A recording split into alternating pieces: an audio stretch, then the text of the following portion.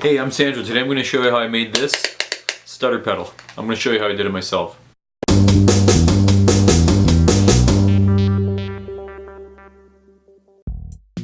A stutter pedal has to be one of the easiest and most basic pedals for anyone to make.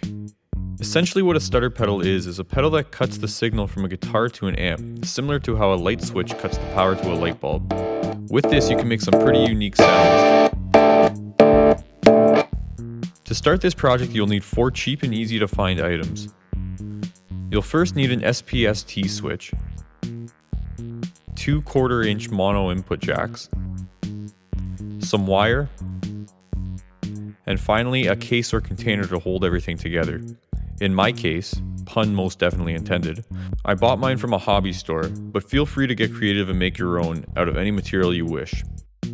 Let's take a look at the schematic. To simplify how this works, the SPST switch joins the 2 input jacks. When the switch is not being clicked, the signal, or the sound, will move freely through the pedal. When the switch is pressed, the signal is disconnected, preventing any sound from getting out of the pedal. Using this schematic, I began soldering everything together. To prevent any metal-on-metal contact, I use heat shrink to clean up all of my joints. I also use 2 different colored wires, but the color of the wire doesn't really matter. It just keeps everything neat and organized. The next step was to drill out the holes in the case for the 2 1/4-inch jacks, as well as the switch.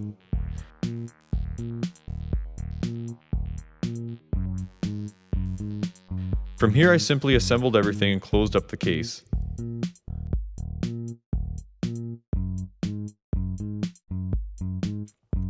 The last step was to decorate the pedal. Once this is done, the pedal is complete.